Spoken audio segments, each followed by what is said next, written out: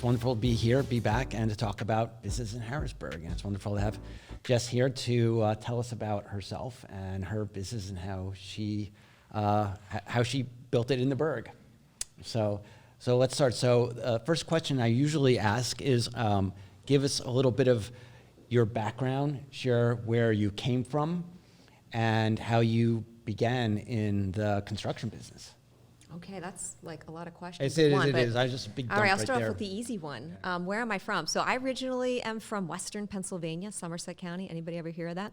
So I lived there until I was about 10 years old. And what brought me to Harrisburg is my mom got a job working, just a few blocks that way for the Department of Revenue. And I've been here more or less ever since, other than going to college. So I'll try to give you the Reader's Digest version of how I got into construction. So I was not one of those college students that knew what they wanted to do.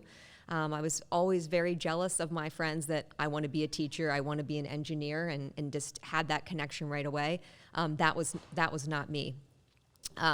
But one thing that happened while I was in college, my last 2 years of college, I had a summer job working for a company called Reynolds Construction that no longer exists. It was actually sold a couple years ago to a national firm. My stepfather was the owner of that company, so that is how I landed that job. And I worked 40 hours a week, 2 summers in a row. It was a nice place to work, really liked it, but didn't necessarily, have that in my sights as a career path. So fast forward to graduation, it came very, very quickly. I still wasn't sure what I wanted to do, but I had one goal, and it was to not move home with my parents. And I knew in order to not move home with my parents, I needed to get a full-time job. So I started interviewing for jobs, had some great leads, and then my stepfather approached me and said, "Why don't you come work at Reynolds?" And I thought, I don't know anything about construction, like how's this gonna work? And then I thought about it, I was like, I have nothing to lose at this point. I don't know what I want to do. I do know this is a great company, and I do know I like the people there, and I do know I won't have to move in with my parents because I will have a full-time job. And I hate to simplify it that much, but it was really it was that simple at that point in time. What was your major in college? So I got a communications degree because I just figured, that's not going to hurt me, right? And I did find it interesting. It's helping you tonight. Is it helping me tonight? That's great. So I was a communications major, and I did. It wasn't like I didn't see myself doing that, but I wasn't really drawn to it.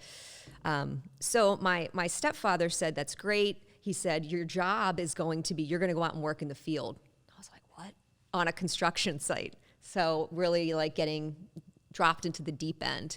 But it was really the best thing that happened because I was really able to see firsthand what that business was all about. How that particular company brought value to a client. And I spent my first 2 years, there wasn't even a stop in the office, I don't think, to fill out paperwork, at the Milton Hershey School with, so those of you who have been around here for a while probably know what a special and unique place that is.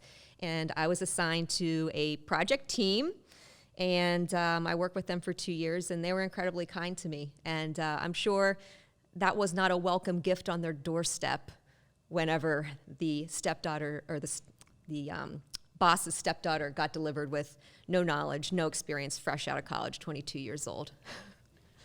Yes. So tell us about when you first went like on a job site from your communications major, and then all of a sudden was this your first job? Was your first job actually in the construction business after college? This was my first job Okay. in construction. Okay. Yeah. So, basically I went in there ready to learn and work and humble and not entitled.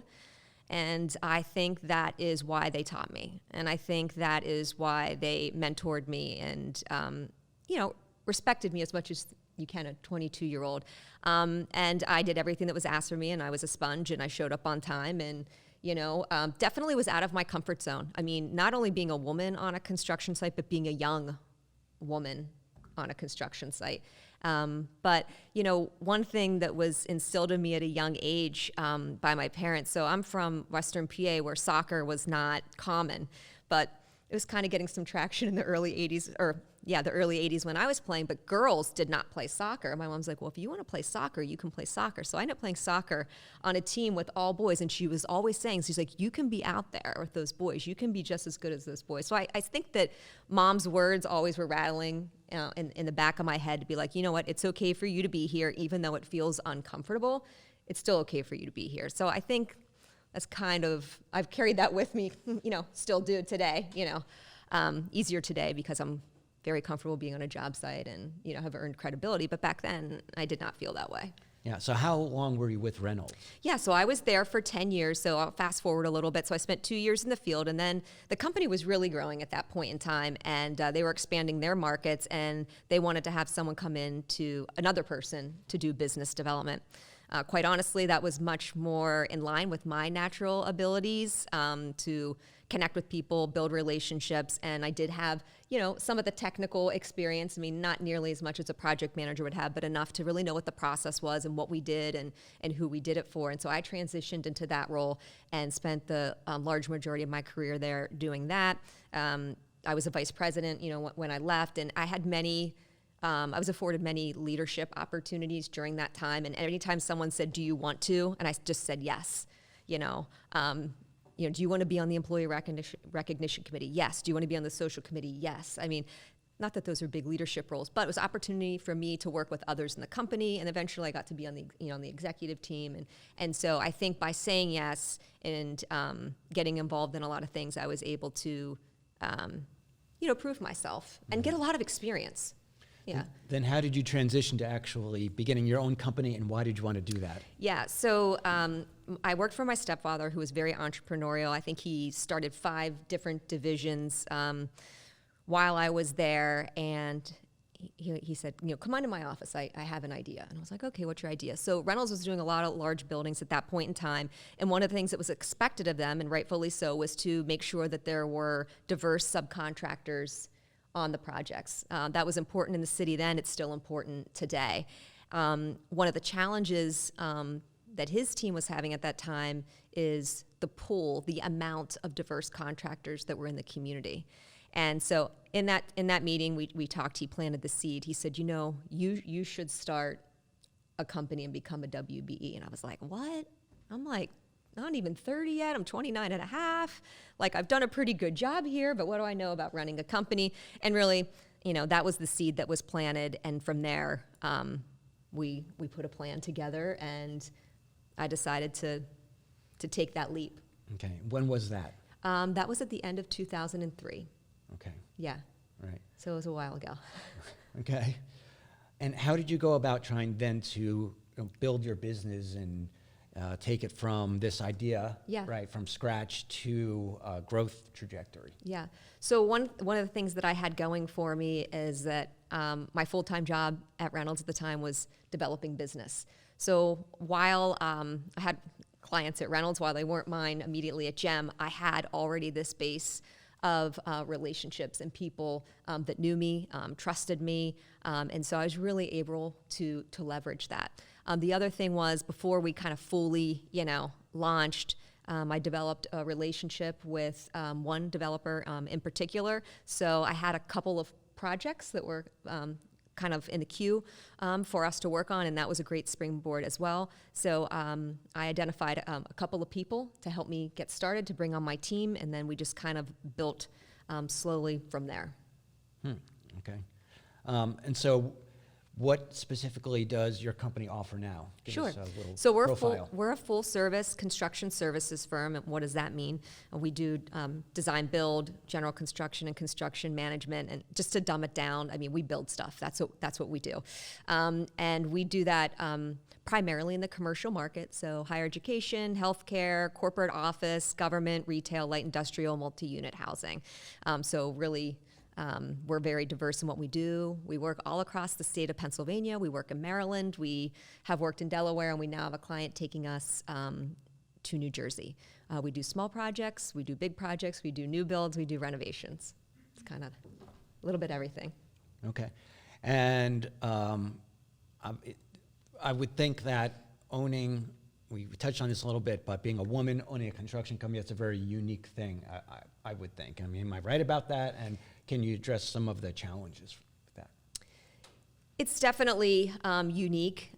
You're starting to see more women in construction, mostly on the project management side, not so much in the skilled trade. But sometimes you see a female electrician, or a painter. But as far as like women owning construction companies, I think there's one other that I know of size. I mean, there's probably some smaller in the state.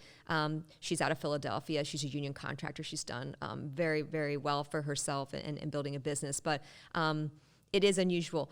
Are there challenges? I may choose to ignore them. Certainly, there were times earlier in my career that maybe I don't think that I was given an equal opportunity that my male counterparts were. But my approach to that was really just to stay focused on doing great work and hiring great people and consistently doing that over and over again until it didn't matter. It didn't matter whether I was a man, a woman, or whatever. I mean, I felt like that was a good strategy for me to, just kind of block out the noise and not let that trash get in my head, like you're a woman, you shouldn't be in construction. I mean, and I will also say that I didn't feel that way a lot. I really felt like this community, gave me a lot of respect for what I was doing, and I'm grateful for that. And I don't know that has been every woman in construction's experience, but I have had a pretty good experience. Like I said, I don't know if part of that's just me blocking it out or if we just really have a great open community here. I'd like to think it's the latter and not the former. Well, that's really good to hear. Do you see, I know you mentioned this a little bit, do you see more women getting involved in this industry? Is there a perception that the industry is becoming more friendly to women? I think that it is. I think 10% of the construction workforce is women, so it's still pretty low. I think we can do a lot better. But we've been able to hire more women. 25% of our company is women. So that tells me there are more women candidates out there. I'd like to think that maybe we attract more women because we're woman-led, woman-owned.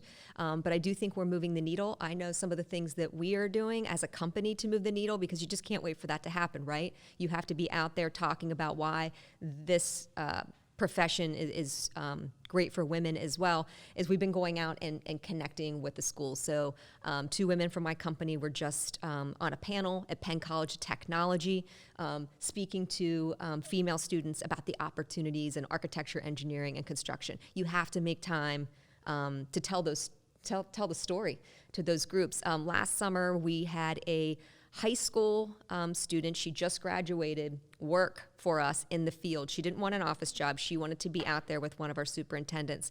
As a result of that time she spent with us in the summer, she changed her major before she started in the fall to construction management at Norfolk State University. And she checks in with me and tells me how it's going, and she wants to be a superintendent. That's a good story to me. And so I think it's really about those of us that are in the industry doing the legwork to recruit people in. So your company's almost 20 years old. Yes. Yeah. So what do you credit the success of your company to? What's the secret sauce? What's the magic here in being able to sustain and grow over that period of time? Yeah. The secret sauce. Well, I think one of the most important things is the team that you build, right? It is no secret that, I'm not a technical person. I know what I'm really good at, and I know what I'm not good at. And I think one of the reasons that we've been able to grow from, a company that did $500,000 worth of work in 2003 to a company this year that's going to do $50 million is because of the team that we've been able to build. So it's part of it. Also, having the discipline of planning. This stuff doesn't just happen. You have to figure out what you want, where you want to go, how you're going to get there, what do you need to do it, what are the actions I need to take. And we've been really, in the past, I would say, 8 years, been very disciplined about our planning. And you can see that in the results that we've had. And that's a big part. So really our people, and I think really just figuring out what your vision and putting a plan together and then being really disciplined about, following that plan has been really great for us. Talk to us about a project that you are especially proud of or is noteworthy. And I know that when Jem redid my bathroom, I know Yeah. that probably is it. That- but That one sticks out. I remember that. Right. That was in the early days. Right. Besides that, what is a project that you're? It's so hard to decide. I mean, obviously this project is probably in the top three. I really don't. You would think I'd probably say like our biggest project, but the projects that excite me the most or make me feel the best are the ones when I know that we're impacting lives. Our purpose at GEM is building to improve lives, and a project that's maybe I can't say it's my favorite, but one that I'm really fond of is the work that we did at the Joshua Learning Center in Allison Hill. It was maybe you're familiar with the building, but it was the old St. Francis School, and it sat vacant for years, empty, bank owned. And right across the street, Kirk Hallett had the Joshua Group, where they would provide after school tutoring for high school students. And he had the vision that he said, we need to start sooner than that. We need to do early childhood. So he saw this building across the street. Long story short, if you knew Kirk, you would know that if he wants to do something, he gets it done. So he ended up getting control of this building, and we engaged with him, and we were able to, kind of shorten the story, but transform that place into his early learning center, where they have 3 and 4 year olds, and they still continue with their tutoring. And getting to know him and the stories of the students that come out of there. Those projects are really fulfilling for me and my team. It wasn't a big project, but it sure was, meaningful. Mm-hmm. So in Harrisburg City itself, when I got here 13, 14 years ago, let's see, this place was boarded up, those buildings were boarded up, HMAC was boarded up, and there's been such a renaissance. And a lot of these are from taking the boards off of historic buildings, renovating them to the studs, Yep. Adaptive reuse. Can you address a little bit about the historic renovation segment of what you do and how meaningful that's been to your company and also to Harrisburg? Yeah, so we've had the opportunity to work on several adaptive reuse projects in the city. They're a lot of fun, but they're really challenging, those old buildings. Adam, you probably remember a couple of stories, You can only price what you can see, and then you start to uncover, and you find lots of fun surprises. But those projects are really fun. A couple examples of projects we did: the Susquehanna Art Museum, where we took the old bank building and added on really the bank building in disrepair, and really being able to transform something back to the way that it originally was, which is really what happened in that bank space. And we had a company called Jem Group restore the plaster ceiling and the integral work that has to go into it. There's really a lot of details in what we do, especially on a project like that. Of course, this project falls into that category. And our latest project that we're doing is the Atlas building, which is at the corner of 6th and Maclay. We're working with Adam Most on that project in the early stages, and we're starting with the masonry restoration on the outside. So what I'd say about those projects is, they take a lot of patience, a lot of detailed planning, but bringing those buildings back to life, and the developers that are willing to take those on deserve all the credit in the world. It's not an easy investment to make, and a lot of those projects require both the private funds and then public funds. This project that we're sitting in today had RACP dollars, and so does Adam Moss projects. That's really the key in many ways to making those projects a reality. What would you say is, in building your business over the last 20 years, one of the biggest challenges you've run into? Well, personally, when I reflect back on a challenging time, it was probably when I had my daughter. So I had Stella when I was 37 in 2011. And I will say I completely underestimated how difficult it would be to have a newborn baby and run a business and do it all on no sleep with a husband that was traveling and moving into a new house. And it was I haven't forgotten. It's been 10 years and I'm still a little scarred, but it was a really difficult time.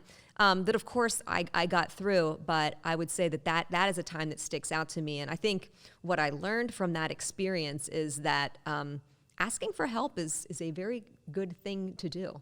And so that was definitely something that sticks out. And people talk about work-life balance, but I felt like there was just no balance. So, I had my baby GEM group that I couldn't let those folks down, right? I felt like I needed to rush back to work, and I did. I was only off for 6 weeks, and then I was there, and I had this tiny baby, and I'm not sleeping. I was like, what did I think I was doing? But, I would give a working mother some advice and how to do things differently, but I thought I could do it all, I guess is what I was thinking, without any help, and that was not a true story. What would be your advice? My advice would be to, have a better plan and talk to other mothers and realize how hard it is and, what was really required. I mean, I have my mom right down the street and, I was like, no, I'm good. And I suffered.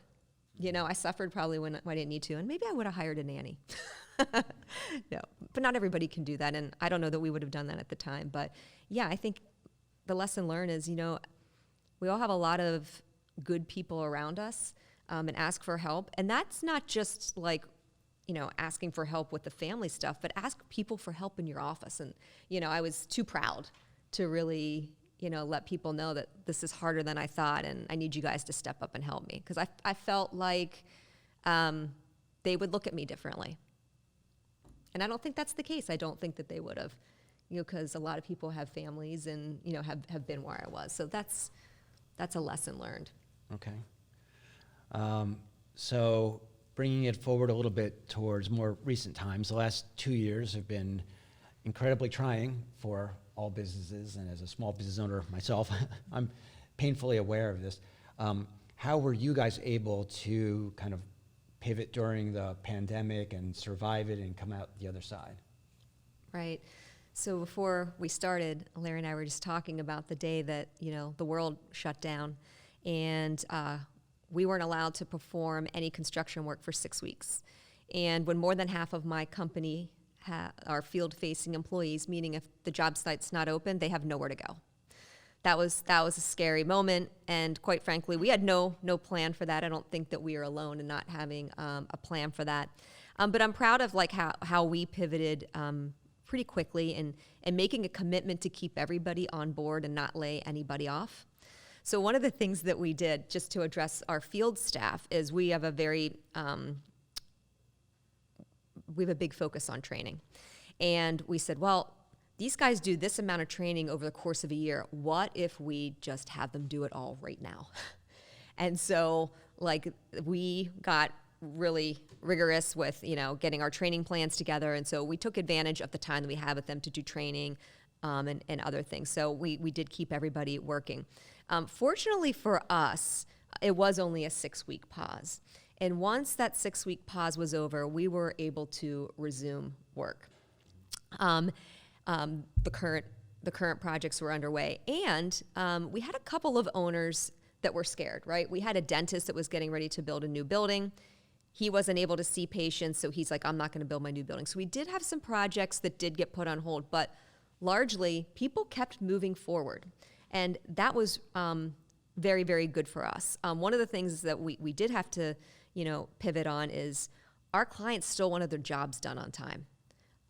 We're very sorry that, you were down for 6 weeks, but Lebanon Valley College still needs to open this new building in August. So sorry about that, but how are you going to get done? And that's what I'm most proud of with my team. Nobody was discouraged, and we found a way to recover those schedules and get the jobs done. So you do what you have to do, and I think everybody's pretty motivated too after not being able to work for 6 weeks. So we rallied and were able to perform pretty well. Now, post-pandemic, and I hope that that's true. I'm just going to say that and cross my fingers. Right. What are your challenges now? I think they're probably a unique, another set of challenges than the ones that you had 2 years ago. Sure. So my challenges aren't unique from the rest of the business owners out there. I mean, it's people. I mean, it's very difficult. We have a fantastic team right now. So energized and proud of the team that we have today. And we put a lot of thought and energy on how to retain that team, make them feel valued, make them feel like they're a part of something. Obviously, you have to have the other things in check, compensation, robust benefits package.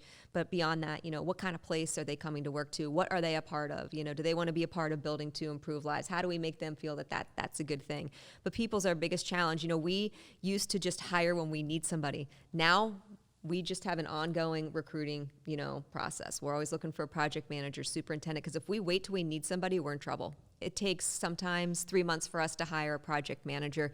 And that's because we're just not taking a warm body off the street. We have a certain type of individual, beyond technical skills, right? In construction, there's some check the box things. Can you do this? Have you done that? But then beyond that, are you going to fit with the team? What's the culture? But I would say that's one of the most significant challenges. Beyond that, I feel like you're listening to the news here. Supply chain is all, jacked up, as we know. We're managing our clients' expectations all the time, about when things are coming.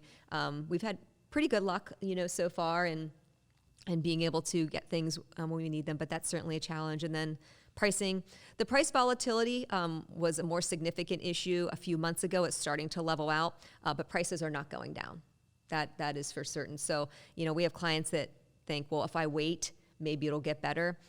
There's no indications that is going to happen. In fact, I listened to an economist yesterday, and they confirmed that. So those are some of the things we're facing: people, product, and supply chain. Yeah. On the workforce front, is there any movement to try to increase the focus on trades in education? I've been hearing for a very long time now that schools are going to move more towards that area, and they're going to put more emphasis on trying to fill, jobs for construction and other kind of trades. And I don't know if it's ever really happened. Doesn't seem to me like maybe it has. Are you optimistic or pessimistic on that front? I think I'm optimistic. So it's something that absolutely needs to happen. Talked about one of the challenges, and I should have mentioned this, but it's definitely labor. Our subcontractors that work for us on projects are having a very difficult time getting skilled trades to come work for their company. We had a painter on a project, and it took him 4 weeks to do work that it should have taken 2 weeks because he could only supply 2 painters. And they just don't have the guys. I hate to say guys, but in this case it was guys. They just don't have, the staff. It's a real problem. And I think the challenge is, and I think that we can shift this, is, the narrative hasn't been great, like, over the years about the trades. Like, when I look back to when I was in high school, which was a very long time ago, you did that because you couldn't go to college. That's a bad narrative. And that needs to be, I remember, eradicated. I think a lot of that has been, but I still think that is lingering. And so, one of the things that we've talked about doing is, we need to engage with the schools, and we need to be going into the VOTEX and giving these internships. We have an intern right now, Juan Mesa from Dauphin County Technical School. He interned with us in the fall, and now in the spring he graduates, in June, and we fully intend to hire him. I mean, so I think it takes the employers, those of us in the industry too, to be a partner with those schools and go in and talk to the students early on and say, this is a great career. You get to be creative. You get to be, on great projects. You get to shape a community. Like I said, the narrative needs to change, and I think that has been part of the issue, but I think it can get better. The other thing that we're doing right now, we're working on a project at the Milton Hershey School. It's a new school called the Catherine Hershey School for early learning, and we're building that building for them. We've taken on 2 interns from Milton Hershey School, and actually ran into them 2 times when I was on site, and our team has taken them on. They're really doing cool stuff with them. But it takes that kind of engagement, I think, to slowly build the trades back up. Yeah. Are you doing the one in Harrisburg? No, we're doing the one in Hershey. Okay. Yes. Yeah. I don't think that started yet. No, it didn't. I think there's maybe slated to start in the fall. Yeah. Okay. So speaking of community, can you talk to us about community involvement, like what your company does as far as getting involved in the community and why that's important. Yeah. So very early on in my career, that was instilled in me that you give back, you roll up your sleeves. So, in 1997, I started working in 96, and then 97, I was like, all right, it's time to roll up my sleeve. And my first volunteer gig was at the United Way, and I've been involved in the community ever since. And so that has been important for me, for GEM to be visible in the community, because I do believe that we have gained so much, at our company, from this community, working with organizations that we really, should be giving back. So it's, boxing stuff up at the food bank and getting a team together to do that, Bowl for Kids' Sake, and bringing everybody together. Our goal is, 3 times a year, not just, one person, but to bring our team out together to support the community. And it's fun. It's also fun. Like, it's the right thing to do, but it's also really fun. And, personally for me, I have grown so much from the community roles that I have served in, whether it was being HYP president, which I was reluctant to do, didn't have time to do, didn't really want to do, but said yes. And it was one of the best things that I ever did. I was totally outside of my comfort zone. We had no executive director. I had no help, but it was awesome. So I try to be a role model for my team, to say, I know you don't have time, but you'll be so glad you did it. So it's just been such a big part of my life, and I've tried to kind of push that down into my organization. Mm-hmm. So in Harrisburg, as we talked about before, there's been a lot of progress in rebuilding the city, essentially.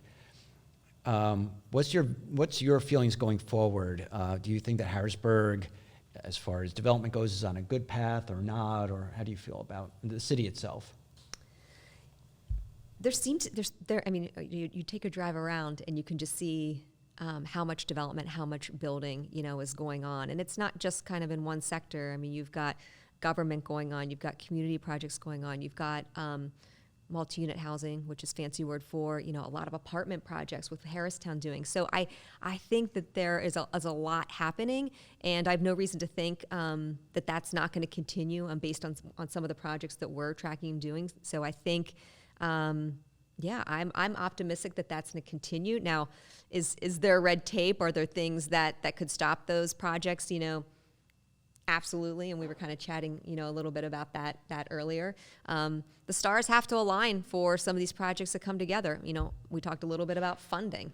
Developers oftentimes need that public money to meet the private money to happen for those projects to come to fruition. So hopefully our state and the other people that give out grants continue to be generous, to the city and really see the value in those projects. I also think it's, when you go to present a project in front of, whether it's city council or it's, submitting your building plans, make sure you do your homework, make sure you're meeting the zoning, make sure you've addressed all harbors requirements. There are a lot of obstacles that can get in the way of these projects moving forward.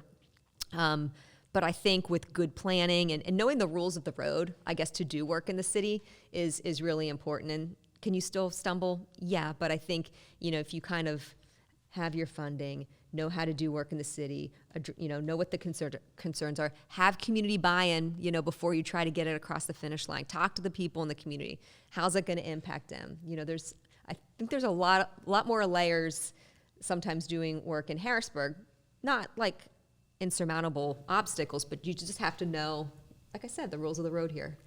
I can't agree with you more. So I have covered over the years countless planning commission, zoning board, city council meetings, HARB, and I'm always surprised when people who I think should go to a meeting prepared to make a presentation that is there to convince people to rule in their direction just don't seem to really have they don't seem to understand the process, they don't seem to have a lot of background, they don't know how to really approach the board.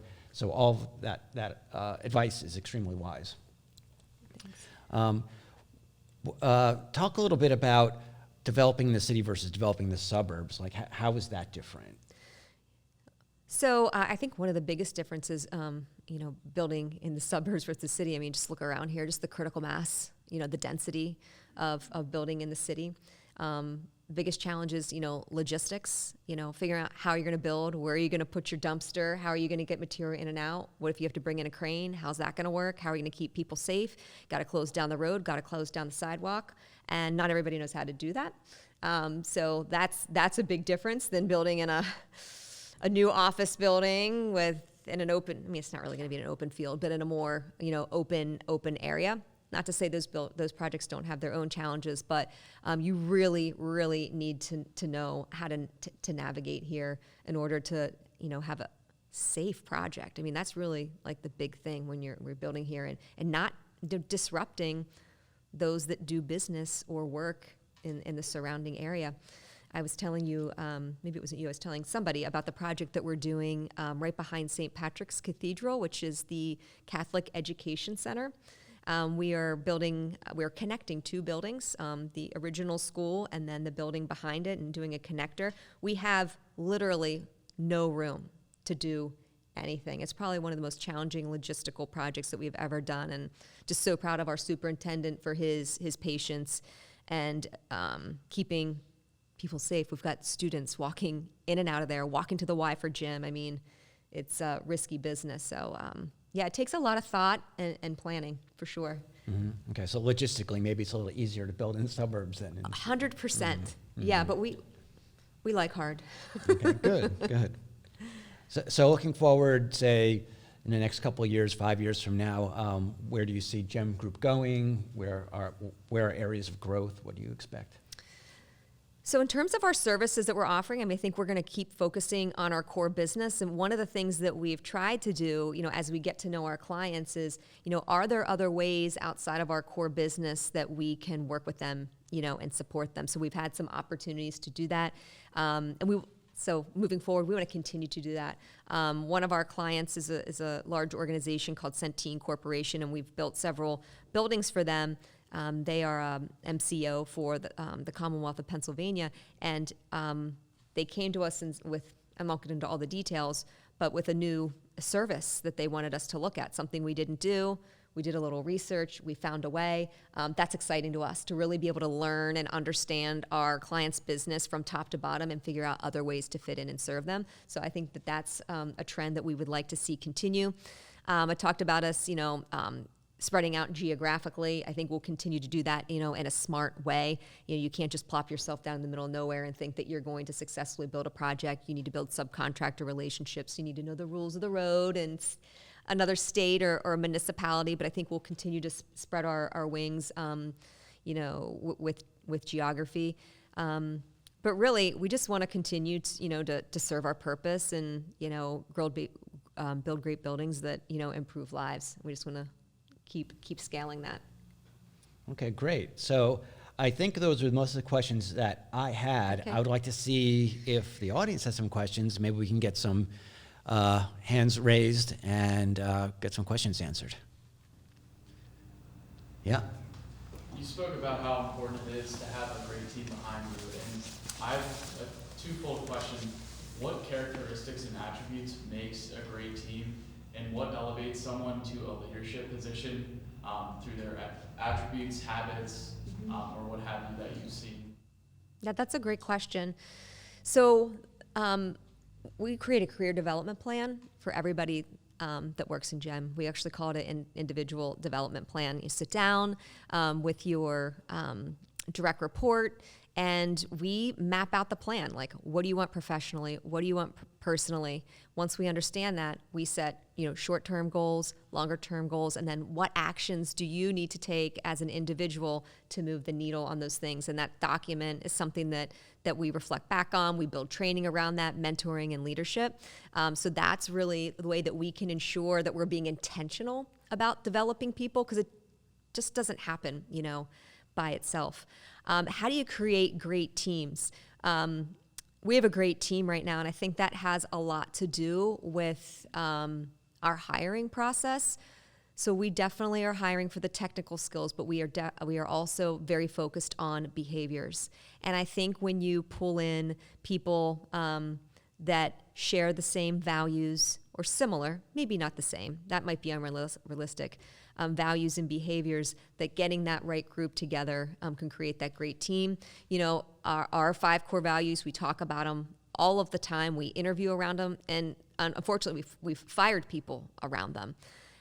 So I think purpose and values and making those alive in your company and not just putting them on your conference room wall, talking about it, telling stories, so that people feel they're a part of something, that's made our team great. Okay. Any other questions? Yeah. As the president of your company, how involved with projects do you get on the day-to-day? I know you have project managers, but you yourself, how involved do you get? It really depends on the project and what's going on. I visit all of our job sites regularly. I know what's going on all of our projects, not to like minute by minute details. One of the things that was really important to me in our office was where my office was located. And you would think that I would be like, you know, down with the, you know, executives. And my office is right in the hub of where our estimators, pre-construction managers, and project managers are. And someone says, why do you want to be down there? It's, you know, it's so loud, there's so much going on. I said, because that way I can hear every single thing that's going on.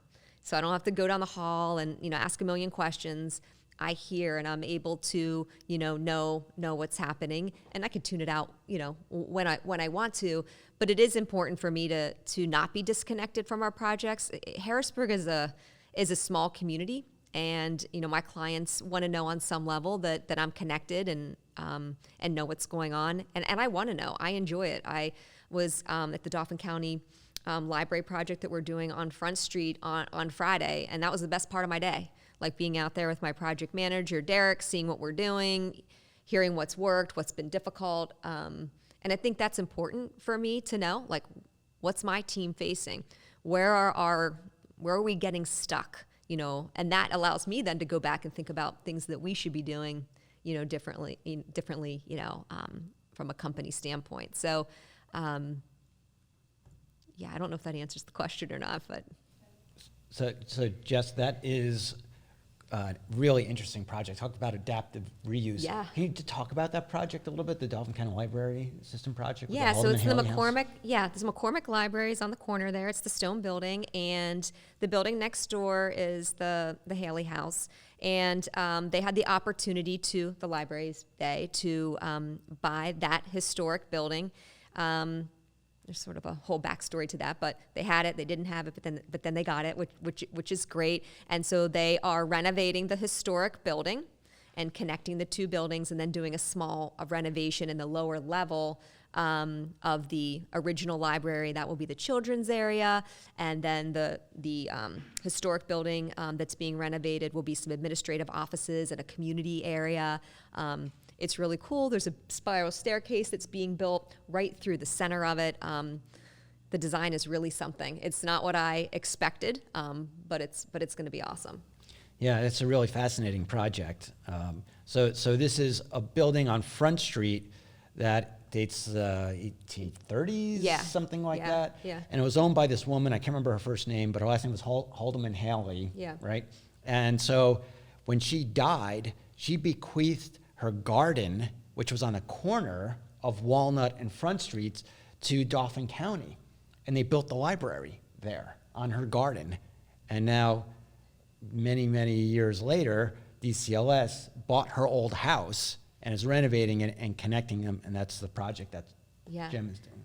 See, I don't remember all those historic details. I know I was told at one point in time, but Yeah. I'm not the history buff that you are. Yeah, no, well, I've just written about it. Yeah, that's great. I think I probably will see that project this coming Friday, because I know Nick Francesco. So he said, hey, I want Yeah. to show it to you. So I'm excited now. I'm more excited now than ever. Anyway, my question to you is, from the time that you formed your company 20 years ago or something ago, and maybe the phasing of that from the time that you established it to the present, what kind of skills did you have to have from the start, and what kind of skills did you have to turn to develop in the next phase of building that business or growing that business? Well, that is a very easy question to answer because I did not know very much of anything when I started that business. I shouldn't say that. I should give myself more credit than that. But truly, there were a lot of areas that I was, deficient in. Being a communications major, I didn't go to business school. I didn't have a finance background. I didn't have an engineering degree. So and quite honestly, my gifts were in, building relationships and connecting with people was great for getting contracts, right?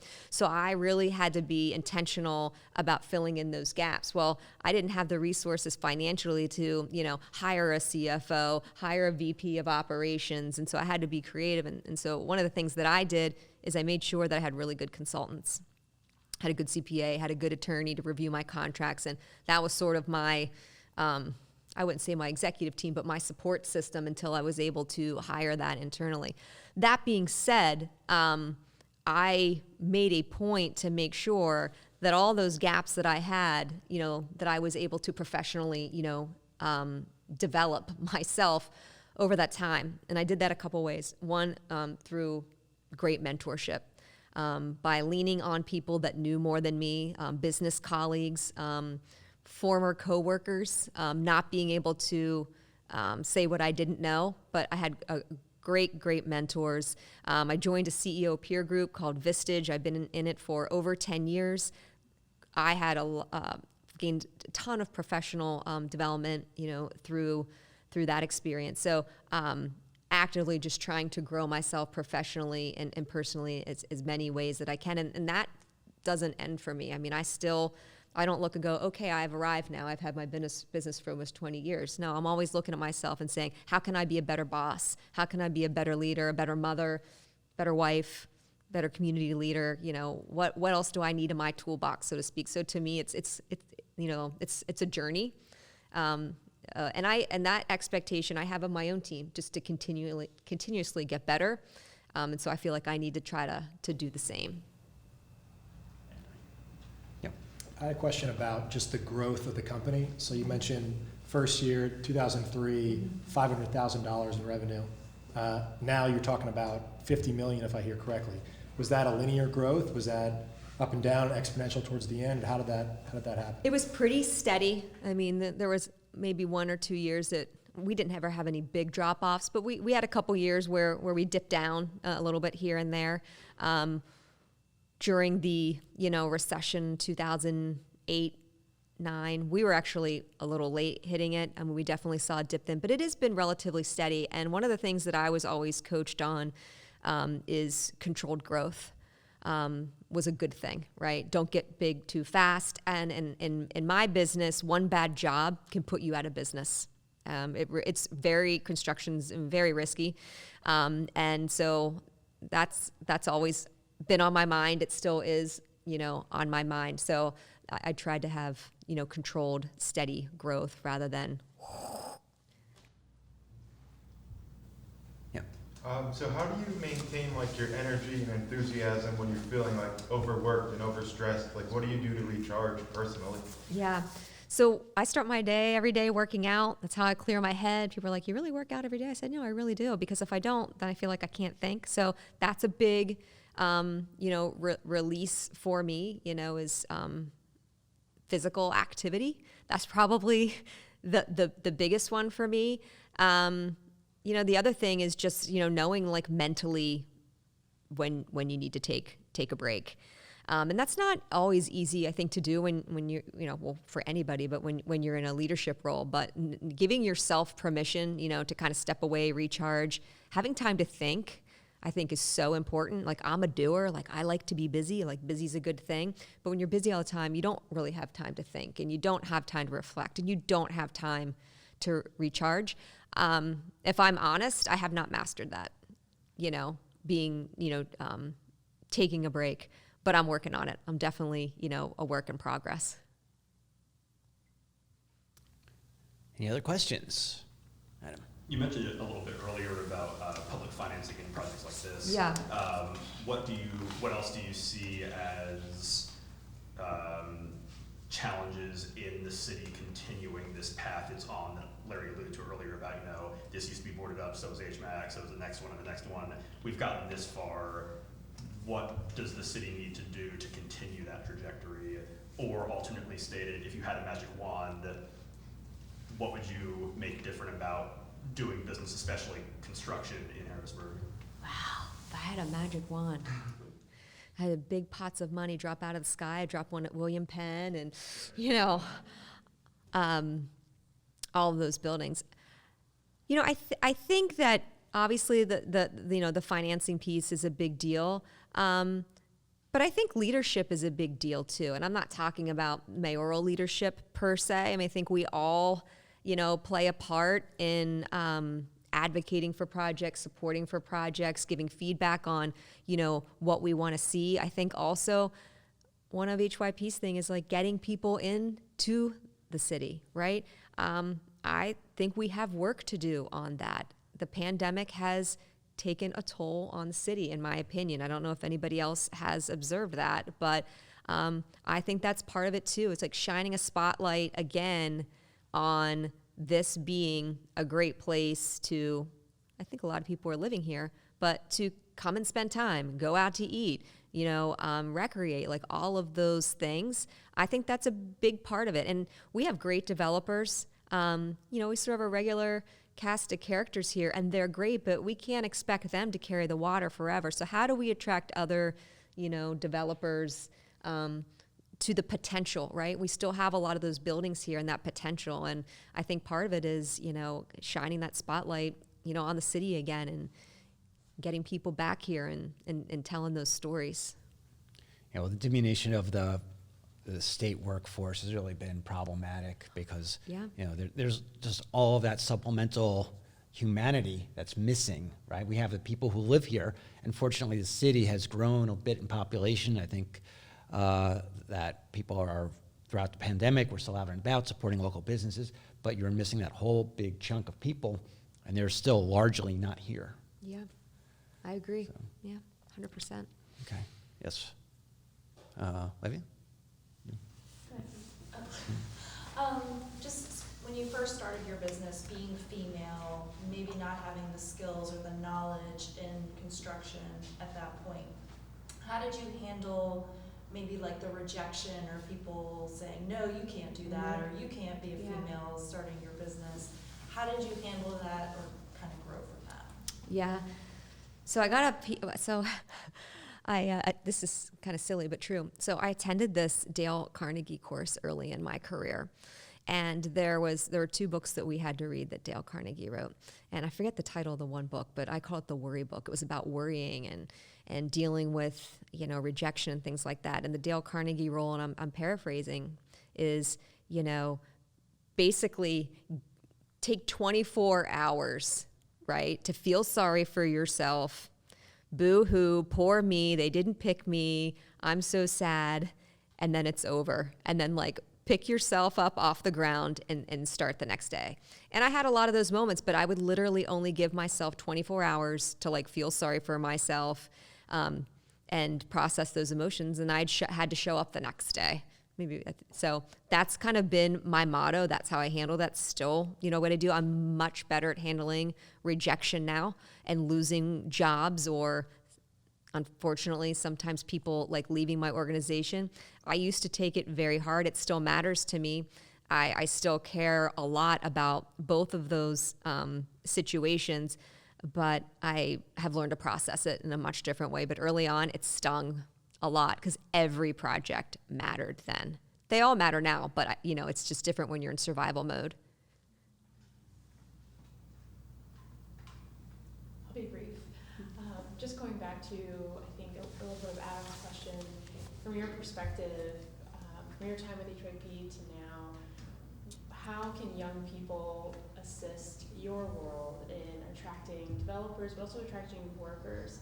What can we, the young professional organization, or we, the young people who are moving here and starting families here and really digging in, how can we be helpful in that recruitment process? And wow. I know that's a big question. It is.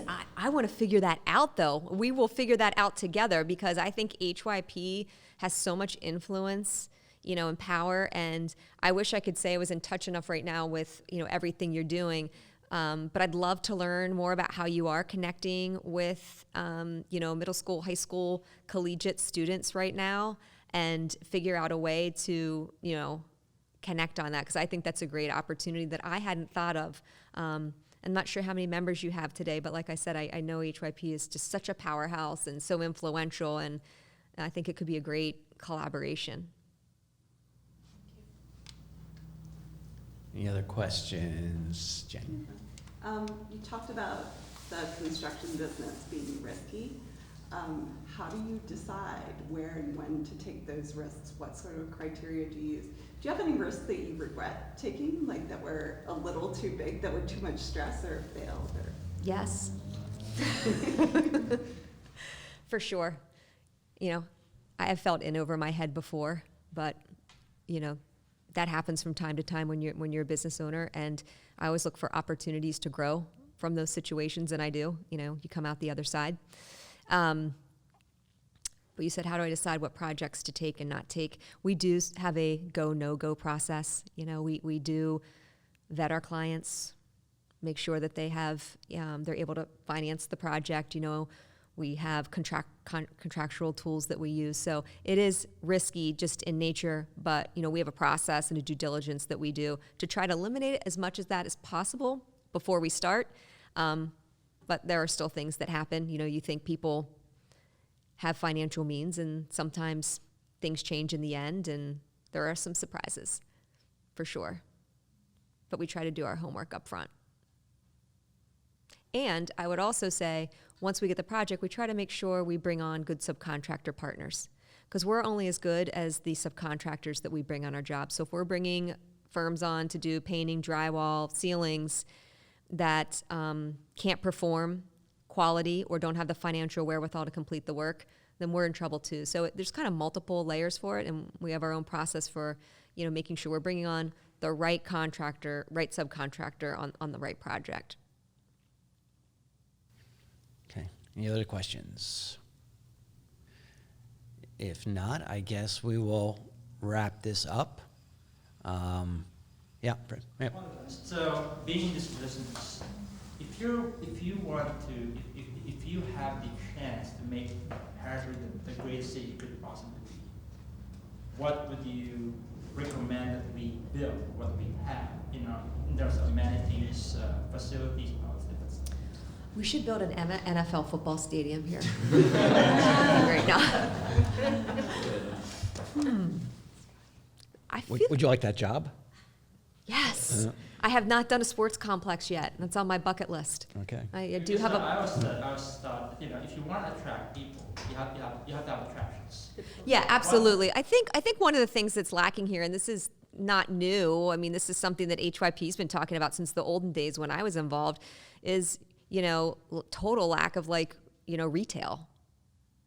I shouldn't say total lack, but I think that compared to other cities, I think that that's an opportunity for us in the future. Now, I know to attract those retailers, you have to, they do their market studies and stuff, but I think, that's an opportunity. But I think we have a lot here already. I mean, we do have a sports complex. Let's, be honest, and it's really nice, and we have good restaurants, and we have great places to live. So there is I think there's a lot of good here. But I think there's there would be an opportunity in the future that would be great to have a shopping district. We have a great farmers, we have great market. I mean, Broad Street's great. There's so much good here. That's why it's a little bit of a tough question, but you're right. I mean, there's definitely opportunities to do more, but there is a lot of good. Yeah, absolutely. A lot of the infrastructure is there. A lot of the groundwork is there, but yeah, when it comes to retail, that's a big gap. So, anything else before we wrap it up that we may have missed that you would like to mention? No, I would just say, thank you for having me today, and it's great to be back with HYP, and I appreciate all the great questions. Thank you very much.